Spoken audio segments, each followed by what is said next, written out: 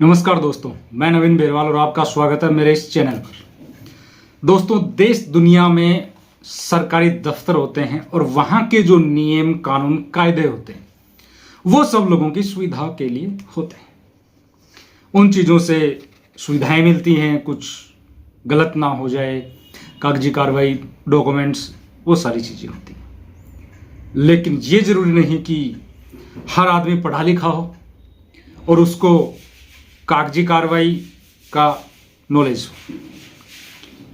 बहुत से लोग जंगलों में रहते हैं, आदिवासी समाज के हैं, जो वहीं रहते हैं, भेड़ बकरियां रखते हैं, गाय भैंस रखते हैं, पशुपालन करते हैं, अपना जीवन यापन करते हैं। उनको शहर का पता ही नहीं है, वो कभी स्कूल नहीं गए।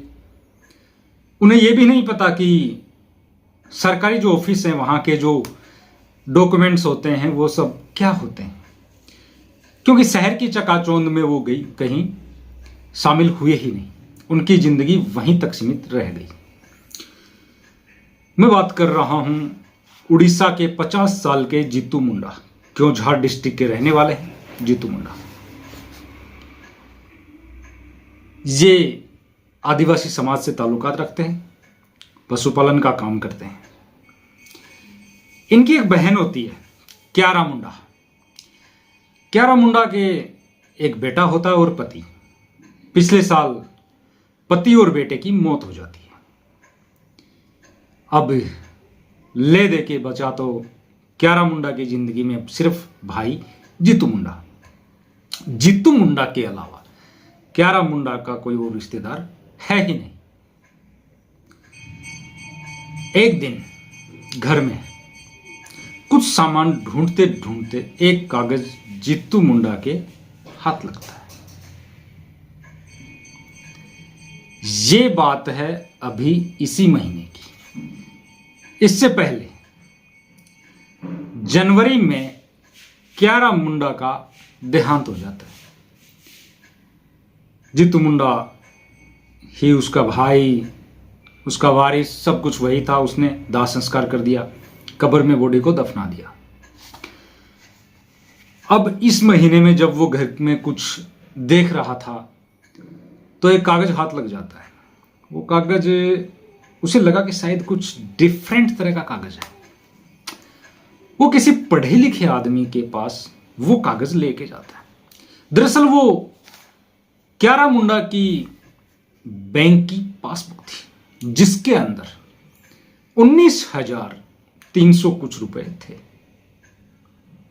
क्यारा मुंडा के अकाउंट में थे। तो जिस आदमी से वो दिखाने के लिए गया था जीतू मुंडा, उसने कहा कि ये तुम्हारी बहन के पैसे हैं। दरअसल बहन ने कुछ मवेशी बेचे थे, ये उनके पैसे थे। जो पशु बेचने पे जो पैसा आया ये वो पैसे थे। तो उस शख्स ने कहा कि तुम्हारी बहन अब इस दुनिया में नहीं है, तुम्हारी बहन के हस्बैंड और बेटे भी नहीं है, तो कुल मिला के वारिस तुम हो, तुम ये पैसे निकलवा सकते हो, क्यों बैंक वालों को इतना पैसा दो। उसने बात मान ली। 2 महीने पहले जीतू मुंडा अपने घर से 3 किलोमीटर दूर जो उड़ीसा बैंक है वहां जाता है, वो पासबुक लेके। जीतू मुंडा कहता है कि सर ये पासबुक है, इसमें 19,300 रुपए हैं, ये आप निकाल दीजिए। जब बैंक के कर्मचारी ने वो पासबुक देखी तो पूछा इसमें नाम या अकाउंट होल्डर क्लारा मुंडा है, इसको लेके आओ, ये कौन है।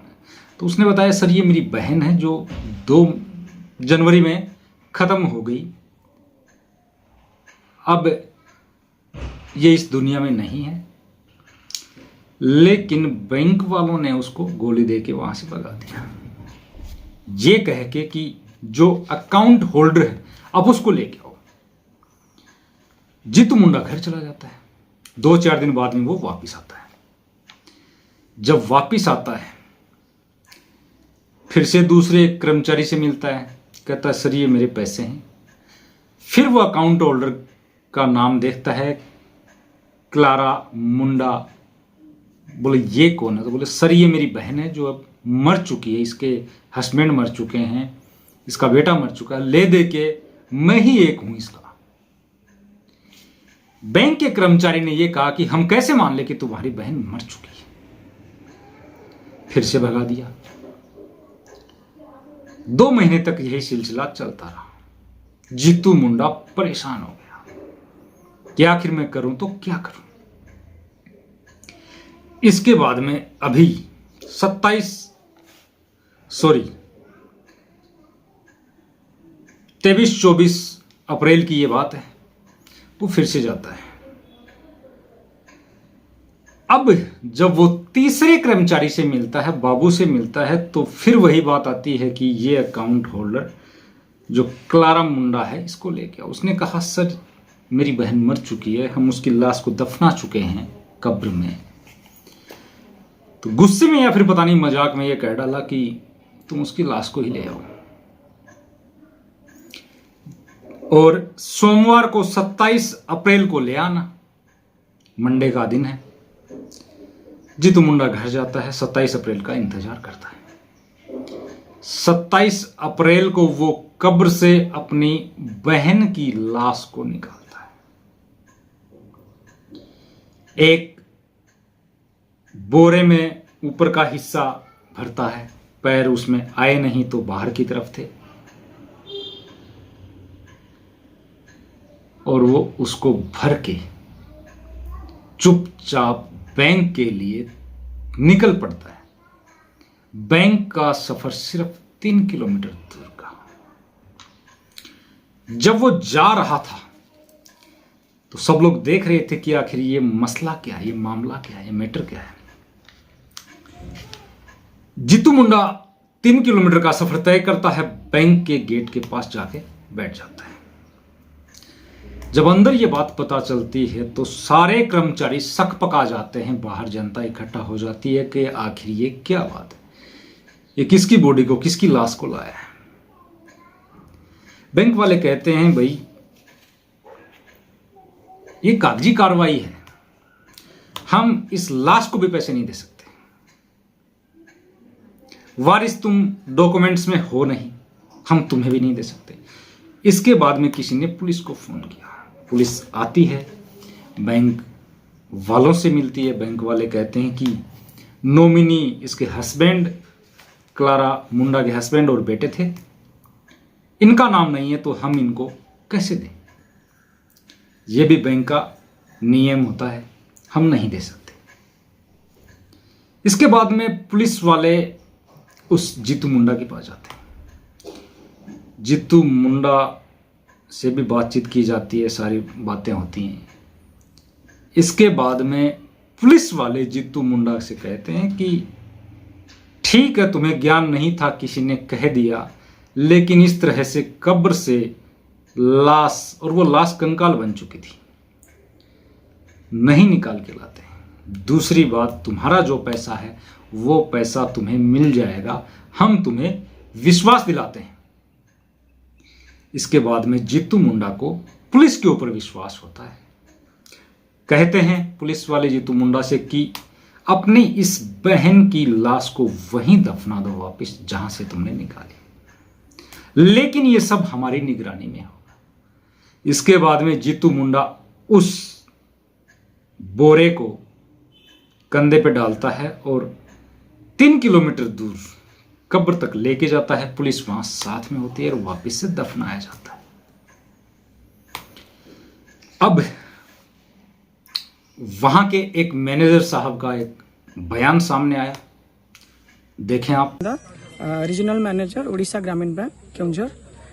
कल जो घटना हुआ है डेफिनेटली ये बहुत दुखद घटना है, लेकिन बैंक की तरफ से जो है जो हमारा जीतू मुंडा जो है जो आए थे बैंक कल 11 बजे बैंक में आके, वो इंटॉक्सिकेटेड थे, नशे में थे, तो आके बोले कि हमारा बहन का अकाउंट से पैसा उठाने के लिए। तो हमारा जो बैंक का जो कायदा कानून है कि दूसरा अकाउंट से तो एक पैसा नहीं उठा सकता है। तो वो जो डेथ हो गया, जो बैंक मैनेजर उनका समझा है कि ये डेथ की जो हुआ है, डेथ का सर्टिफिकेट आपको लाना है, जो प्रोसीजर के हिसाब से आपका सेटलमेंट होके आपको जो लीगल है उनको पैसा मिल जाएगा। तो मे बी वो उसका मिसअंडरस्टैंडिंग किया, उसका इंटरप्रिटेशन किया, डेथ सर्टिफिकेट जगह वो बस डेड बॉडी लेके 3-4 घंटा के बाद आ गया। तो डेफिनेटली ये जो हुआ है बहुत हमको भी इसमें दुख है, लेकिन बैंक का जो प्रोसेस है बस उनको समझाया गया है कि बैंक का ये प्रोसेस है, आपका करना है, लेकिन वो मे भी उसको ठीक से नहीं समझा है और ये सब एक ऐसे सब एक सिचुएशन हो गया है। लेकिन हम उनको अभी सपोर्ट कर रहे हैं। अब डिस्ट्रिक्ट एडमिनिस्ट्रेशन की तरफ से हम उनको जाके लीगल हेयर कैसे निकाला जाए जल्दी, और उसको पेमेंट कैसे जल्दी किया जाए उसको हम सपोर्ट करके जल्द से जल्द उसको सेटलमेंट करने। लेकिन अब आखिर में फिर वही सवाल, जब ये बंदा जीतू मुंडा बार बार आ रहा था बैंक में, तो बैंक वालों की भी ये जिम्मेदारी बनती थी कि क्या कोई शख्स किसी दूसरे के अकाउंट से पैसा इलीगली निकालने की कोशिश तो नहीं कर रहा है, उसकी इंक्वायरी करनी चाहिए थी। काश उसी वक्त अगर इंक्वायरी कर देते तो ये जीतू मुंडा 2 महीने परेशान नहीं होता।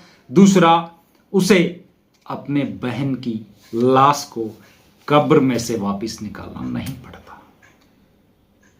इस शख्स को कागजों के बारे में रत्ती भर नॉलेज नहीं था, क्योंकि ये आदिवासी समाज से है, बाहर रहते हैं, शहर से दूर रहते हैं, कभी स्कूल नहीं गए, पशुपालन करते हैं, अपना जीवन यापन करते हैं। दोस्तों, इस तरह की कहानी सुनाने का मकसद आपको परेशान करना नहीं है, लेकिन देश दुनिया में क्या होता है ये सारी चीजें आप तक जरूर पहुंचनी चाहिए। तो मिलते एक नई कहानी के साथ, तब तक के लिए जय हिंद, जय भारत।